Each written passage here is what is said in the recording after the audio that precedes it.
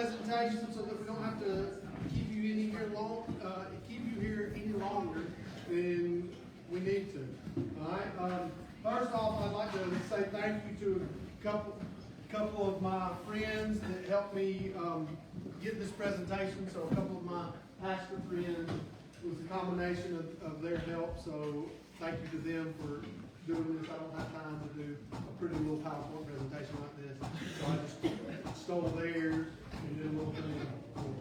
Alright, so what we're looking at is what we're going to be when we're disaffiliated from the United Methodist Church. So now, what are we going to be? Are we going to affiliate with the denomination, or what does that look like for us? So I'm just going to go through these different things. I'm going to give us a couple of considerations, and then I'll ask for your questions. And we're not deciding anything today. This is just an information session. So when we looked at these things, really the choice that we have is to affiliate with a Wesleyan or Methodist denomination. All right, that's what we are historically. We wouldn't affiliate with a Baptist or Presbyterian because we are historically Methodist, and we would stay Wesleyan Methodist, or become an independent church. I don't like non-denominational because, let's just be honest, all non-denominational churches are just young Baptists. They didn't want to have Baptists on their sign. Okay? That's what non-denominational churches are. So we have the choice of either being affiliated with a Wesleyan Methodist denomination or independent. All right? So after independent, there's several options of a Wesleyan Methodist denomination. There's the Free Methodist, the Southern Methodist, the Wesleyan Church, the Church of the Nazarene, or Global Methodist Church. That's basically the options that we're looking at as far as those different alternatives. All right? And so some the things that we consider, come and sit down, go ahead, brother.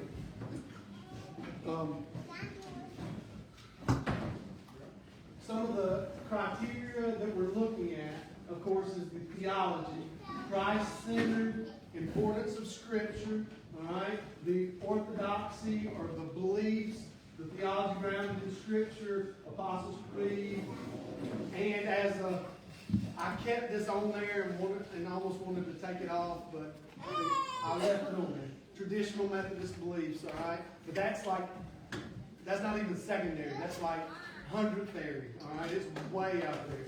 The main thing is theology grounded in Scripture, and then the traditional, Apostles' Creed, Nicene Creed, things that the early church decided on the way back then. Clergy and leadership, as important to us, female leadership, sacramental authority, appointment of clergy, ordination of homosexual and transgender clergy, clergy participation in same-sex marriages, and bishop tenure. All of that stuff was issues that we have with the United Methodist Church, so we definitely wanted to look at that. All the social issues, of course, of being everyone is welcome, the sanctity of life, biblical position on homosexuality, that's what we're looking at, and then the missions and business, the trust clause. So some of you are very aware of what that means. Some of you have no clue what that means. But as a part of the United Methodist Church, we didn't technically own our own property. The United Methodist Church owned our property. And it was a big rigmarole to get all of that out so that we now own our own property. Okay? And so the trust clause, and as you'll see, a lot of those denominations have a trust clause. And what that means is the denomination actually owns the property, not the individual churches. Right? Organizational structure, the support services, compensation benefits, not as big to us because I'm a part-time local pastor, not a full-time. I don't have my benefits and stuff through the church. Missions and outreach, apportionments. We'll talk apportionments. Some of you, again, are very aware of what apportionments are, and some of you have no clue what apportionments are. For lack of a better comparison, apportionments are basically dues that you have to pay to the denomination, all right? It's not exactly like dues, but it basically is, all right? The policy and process for disaffiliation. So even if we joined another denomination, if we sometime down the future didn't want to be a part of that denomination, what would be the process for disaffiliation from that denomination? Because it was, again, rigmarole is a word I like to use for us to get out of the United Methodist Church. And we don't want to have to go through that. All right? And we don't want our kids to have to go through that. So, the trust clause, again, I'm not going to read it out, but basically, the United Methodist Church owned our property, and we're out from under that. We're filed with the courthouse now as owning our own property. Okay, so that's a big, big deal. So, these are the Wesleyan Methodist denominations that were looked into that have the red flags, okay? And so when you're looking at these denominations, like they're still an option, but the things that we need to think about is that 3 of the 4 have a trust clause, and I don't think that we need the denomination to hold our property, okay? And that's just me. We can decide on it as a group, but that's the thing. And then the apportionments, again, the dues, 2 of the 4, the apportionments were higher than the UMC. All right, they were higher. And then with the Free Methodists, the apportionments were higher than the UMC also. The Southern Methodists did not have a trust clause, but it's very sparse, and it's not a denomination that's held together very good.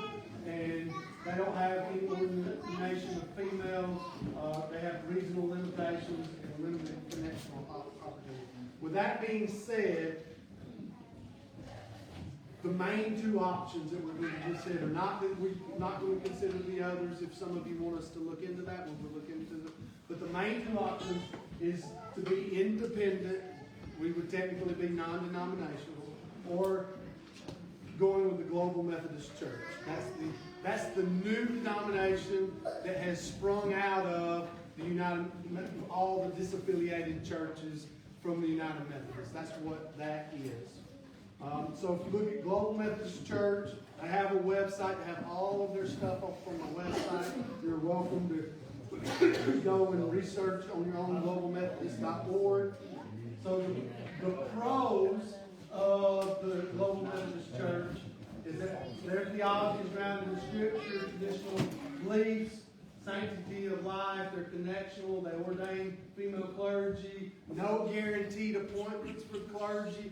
And that doesn't apply to us as much as it does other churches. But basically, what I'll just tell you, the United Methodist Church, whether the pastor was really good or really bad, it didn't matter. If they were ordained, they were guaranteed a spot. Okay?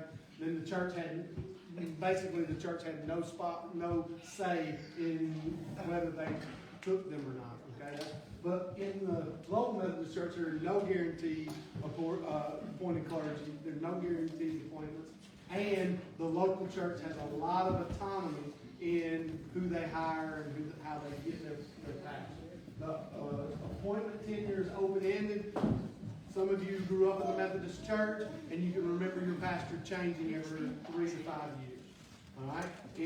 But in the Global Methodist Church, they've said that we're not even going to have that. Like, that was never a written rule, by the way, but it was just kind of a policy that had happened. But Global Methodist Church says, as long as the church is happy, as long as the pastor is happy, they can stay there until the pastor retires. Okay? Non-celibate, homosexual, or transgender bishops or clergy, no same-sex marriage is performed, no trust clause, so there will not be a trust clause. The apportionments are significantly less than the current UMC, and we'll talk about that in a second. Enhanced local autonomy, so the church has a lot of say in what they're going to be doing. The benefits are for clergy, again, that doesn't apply to us because we don't have full-time. Again, it's a brand new denomination, and usually when they're brand new, that's when they're in their purest form. Okay, so we would be getting in on the ground level at the purest form. But and we'll talk about the cons in a second. There's a con to that too. Simple disaffiliation process, so they guarantee that they will have a simple disaffiliation. So if we got into the Global Methodist Church and years later down the road decided that we didn't want to be a part of it, like it would be real easy to get out of as opposed to what the United Methodist Church is. But it is similar to the UMC and something that we're used to. The cons is similar to the UMC. One of the fears of mine, and I've expressed it to the leadership, because I know a lot of people, a lot of my close friends have gotten into the GMC and they're high up in the leadership of it. And one of the things that I've expressed to them is I do not, whatever it happens to be, I don't want it to be UMC 2.0. I don't want it to just be the United Methodist 2.0 without the homosexuality conversation. That's not what I want. If we got a chance to make it right, to change it and make it what it needs to be, then it needs to be different. Like it's going to be similar to the denomination, but it needs to be different. So that is a con too. The traditional book of doctrines and discipline has not been fully approved yet because it's a brand new denomination. I mean, it's only about a year old right now, right? So that hadn't been fully approved and done that. Uncertainty of a relatively new organization. So while we get on the ground floor, two things about that. It's new, so there's going to be a lot of hiccups to work through. And the second part of that is, and I'll just say it, the older the denomination gets, the more bureaucratic and the more political it becomes. And that's just part of the nature of the beast. And if anybody tells you anything different, they're lying. Because it's just what's going to happen. People are going to get in charge. It's like our government, right? There's only two major parties. Why? Because the two major parties voted that there would only be two major parties, right? And so politics and churches in that organizational sense can be very similar, all right? So just keep that in mind. Apportionments, but the GMC has stated that, and we got them on record, so if they ever come back and do anything different, that their annual apportionments will be less than 50% of what the UMCs are, okay? And we didn't have a huge apportionment bill, but what was our last one, Sandra? 12,000? 12, almost 12,000. So currently, because I looked it up, I asked one of my friends, currently ours would be less than 5,000 in the GMC if we're part of the GMC. And they said that it would always be at least 50% less. So take that for what it's worth. We got them on record, and if they ever go above that or whatever, we can call them on that. And then the second option is to become an independent church and no denominational affiliation. All right. The pros is that we can define our own theology. All right. That's a pro, but it can also be a con too, right? Because I'm just going to go ahead and tell you, there's things, even in this disaffiliation process, there's things that I never thought in a million years that I would have to be doing as a pastor, right? Because most of that was taken care of by the organization above me. But then I had to go through all of that stuff, and it was not easy. I'll just tell you, it's not easy. So there's a lot of things that we would have to take care of ourselves, which is good and bad, because nobody would be helping us with those things. No trust laws, of course, not more local autonomy, complete local autonomy. We'd have control over everything of what we do and what we say.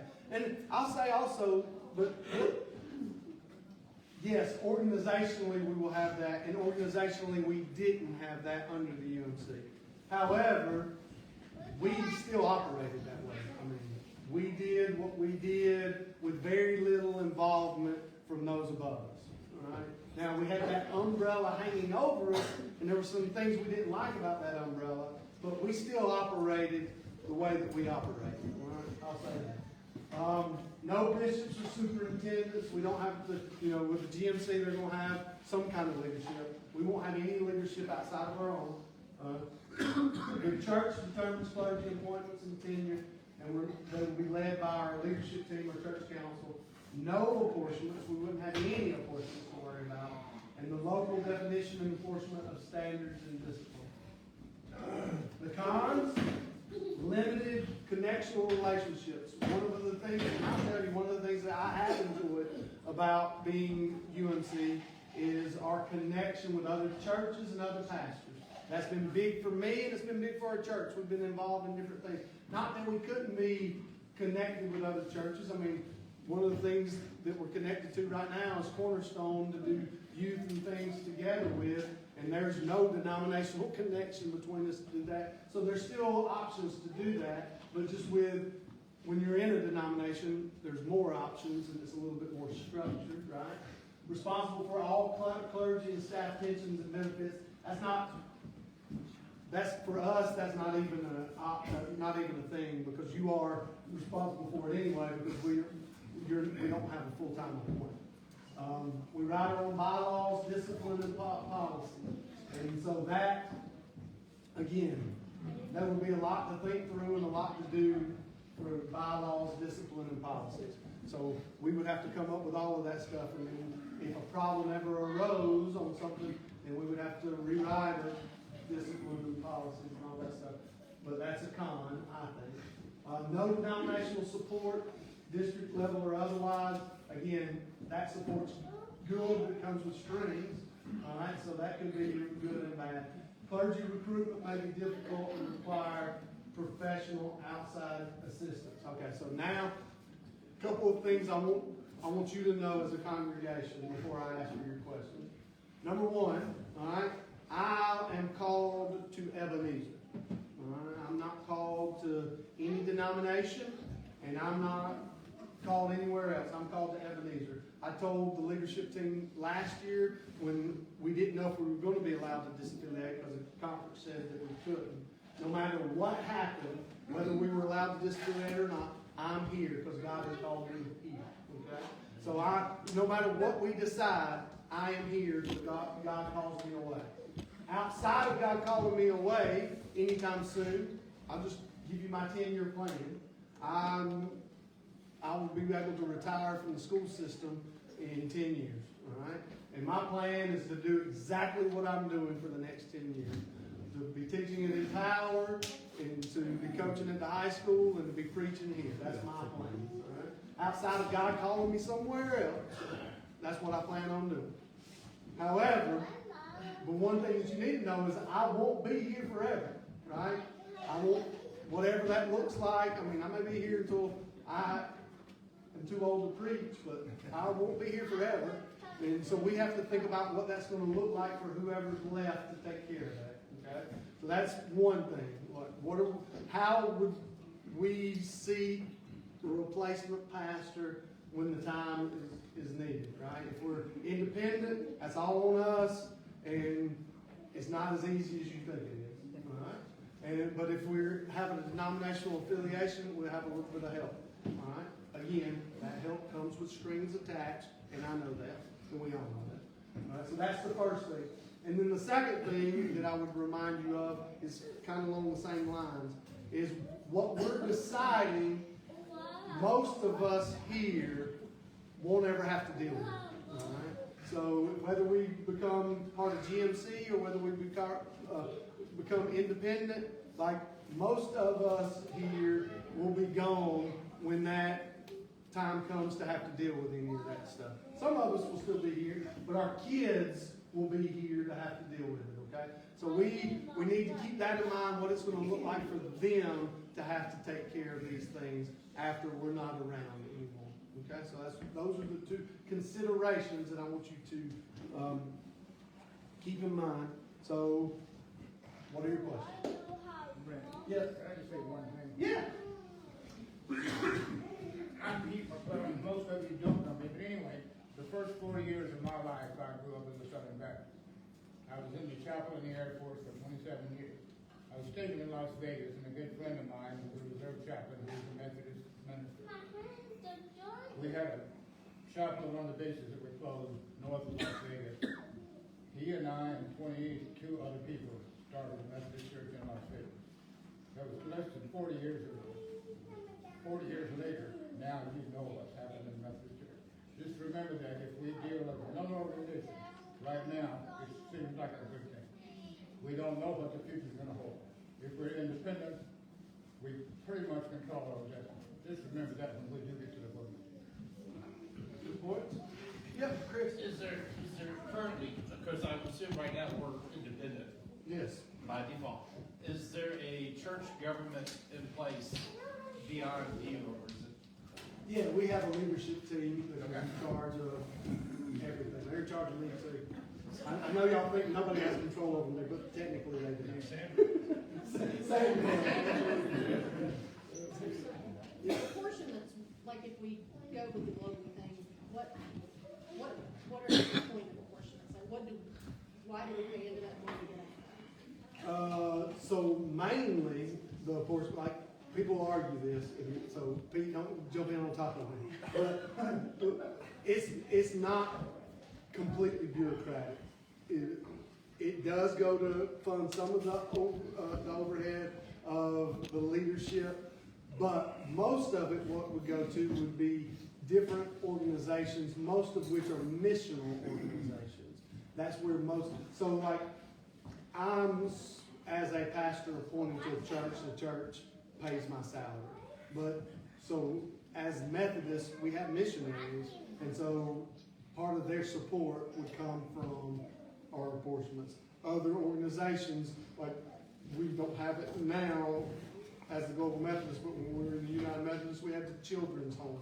And different organizations, now not all of their funding comes from that, but some of their funding comes from those things. And what we get out of that is a connection to those different things. One of the things, to the different mission organizations, one of the other things would be like the higher education. So there's scholarships in place for kids that are part of United Methodist Church. And you get considered just for being a member of the United Methodist Church. So the same thing will happen to Global Methodist. So you're able to help with that. They call it the General Board of Higher Education. I don't know what it would be called. Those are just, it'll be more than that, but those are just a few examples.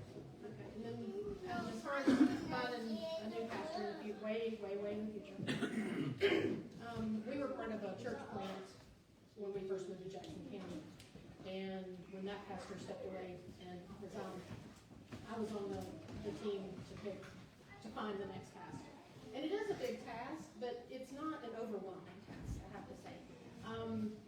There were 7 of us, and we sifted through hundreds of hours of videos and resumes and whatever. But what was really cool was watching God work through that, because at the end of the process, it was about 3 months we did this. At the end, and we all had to bring our 3 names that were at the top of our list. There was one name that was on all 7 of our lists. And that was pretty amazing. Because, out of thousands, this one guy was able to be on all 7 of ours. And anyway, so I would say I wouldn't let that part of it scare anybody, because it's a pretty cool process to go through. It's not too overwhelming. Hey, Brent? Yes, sir. So, and I'm not really sure how to ask this question, so I'll just kind of put it out there. But it seemed like the wheels came off the bus when there truly became no accountability or discipline on the way up. So I would ask if with the Global Methodist, if there has been some sort of calculation or determination. If we agree to apportionments and we agree to alignment, their agreement with us should be enforced as well. And I think with United Methodist, we just all kind of stand there with our hands open going, who's holding them accountable for anything they're doing? So, as a process, I don't think that there's not necessarily a thing in place. But what I will say is the disaffiliation process being so much easier. So part of the accountability would be if you go off the rails, then we can get out real easy. Now you don't have an organization to be in charge of. So that's going to help, because part of the issue with us in the United Methodist Church was there was no way out. Like until 2553 happened, there was really no way out under that. I won't say regime, but I just did. All right? There was no way out of it. But now, with the Gordon Methodist, the way that they're organizing that, then there would be a way out for local churches. So that would be part of the accountability. But you're hitting the nail on the head as far as hierarchy goes concerned. I mean, it's the same thing that we look at with our government. Once you get to a certain point in the hierarchy, there's not a whole lot of accountability. Well, and I guess that leads me to the next statement would be, and I have to keep things simple. So I'm thinking like a franchise fee. And at some point, for the value of the franchise fee, I get transparency in those dollars. I get to see where they're going. I get to see what is our look for that as well. Yeah, absolutely. So that they agreed to that they would be full, like all of that's going to be available. You can go on their website now. All of it's fully available online. Where every dollar goes, where everything is, and they've agreed that would be in the future, that everything will be available online. You'll be able to see where every dollar goes, where everything is going, because that was definitely a big complaint from the previous administration. And gosh, I could probably ask questions all day. This will be my last one, I promise. Yeah, no, that's fine. In their commitment to us, service, response, needs, because you know where I'm going, is that a lot of us got the door slammed in our face with the UMC. So that participation with us would be very important to me. Yeah, absolutely. And they've committed to that. One of the things that the leadership has talked about from their end is that it would be less like a business transaction, and it would be more like a spiritual, I don't like the word discipling because that's not the word I would use, but spiritual mentorship. It would be more of a spiritual relationship than it would be a business transactional relationship. But again, it's only as good as Well, they make it. you have to be seen. Yeah, You have to be seen. Right now, they're selling it as an interactive process more than United Methodist. All that online is great information if anybody would like it. All of this. Kind of like with the United Methodist, where you have delegates that go to like a conference type thing and. Yeah, it would be. representatives or whatever. No, that part of the structure would still be very similar. Yeah, there would be a conference, there'd be delegates, and that part of it would be very similar. And I mean, the Southern Baptists have the same thing. It's just their governance of it's a little bit different, but it's going to look very similar. So will you give us which way? No, I'm not giving in. No. This is a church decision, all right? And I want everybody to be involved. We'll have a couple more conversations, and then the church will decide. But I am committed to telling no matter what the church decides, I'm still going to be here. Amen. All right, so that doesn't bother me. But I am not going to tell you which way I would vote if I were voting, because I can't vote, so it don't matter. You can ask mine. Yes, sir. Everybody may not know who's the church council. All right, church council, stand up. Stand up. Chad, stand. That's our church council.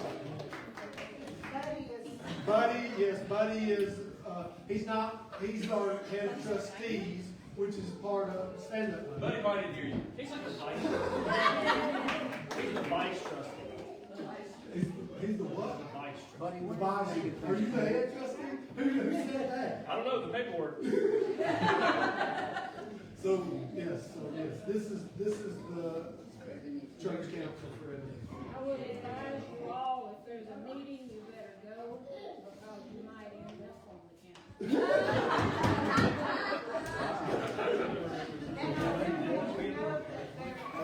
Three of us attended the global conference that they offered, and it was very enlightening.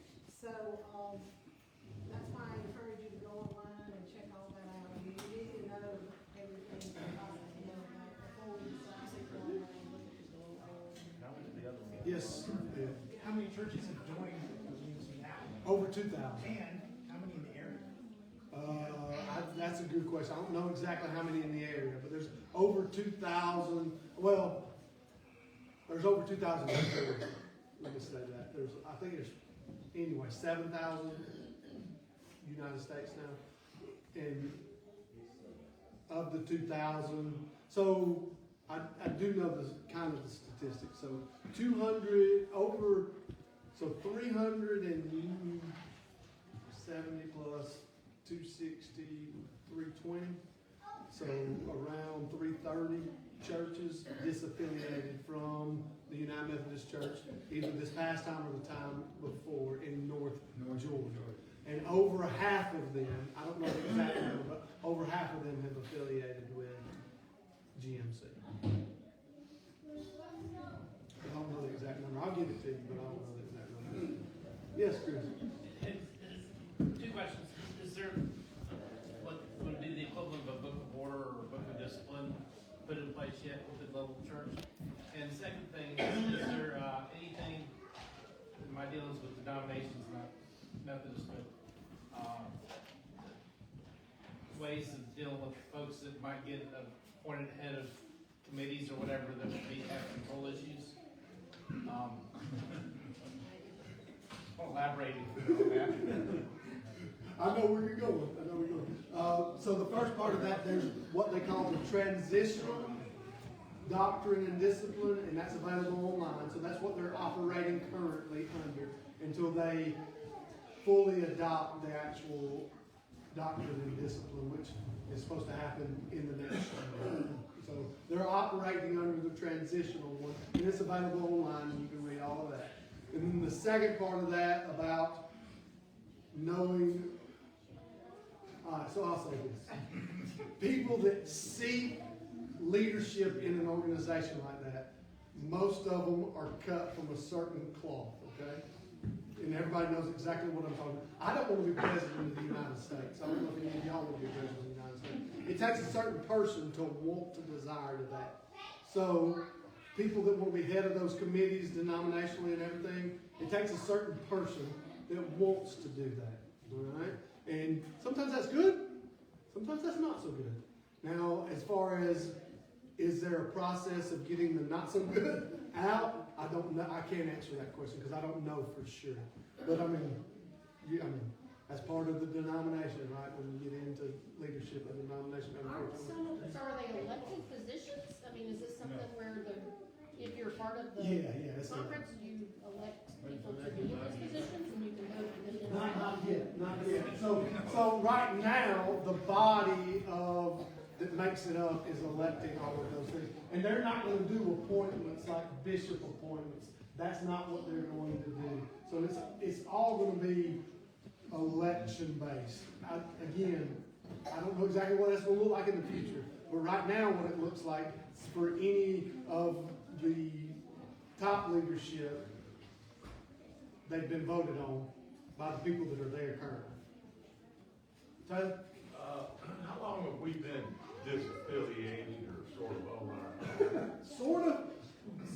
It's ambiguous, but officially it was January 1st. Officially. Have we had any major problems since then? Well, other than me going off the rails, I see your point. Aren't those top people right now that are working on this organization of global, aren't they just temporary? Some of them are, some of them aren't. You can go on there and see. Some of them are and some of them aren't. I know some of them had discussed they They were just there through the transition. But then there's some that are, like the regional people are pretty permanent. Well, I won't say pretty permanent. They've been elected and they're going to serve their term. And then the highest official currently is a guy that's going to be there for a while. The previous guy's no longer, he's in, not cahoots, I shouldn't say that way, but he's still involved in it. But then there's the new guy that just got, I know his name, but I can't think of his name right now. Anyway, he's from Florida. He's going to be there as the head of it for a while until something else happens. Where's headquarters now? That's a good question. I don't know if they have like an actual headquarters of the GMC. There's regional things, but I don't know if there's an actual headquarters in the museum. I'm sure it's on the website, but I don't know that. So you can go online, look at all this stuff, and again, we're gonna have a couple of, my goal is to have at least one more, maybe two more, just discussions, and we'll talk about it before we make a decision, all right? So, Brent, yes, I wanted to ask, if we choose to not affiliate now, a couple of years down the road, and say, well, maybe we made a mistake, what's the process for that? oh, it'll be very similar to what it is now. Very similar. Not locked out. No, we won't be locked out. We won't be locked out. No, no, we'll be locked out.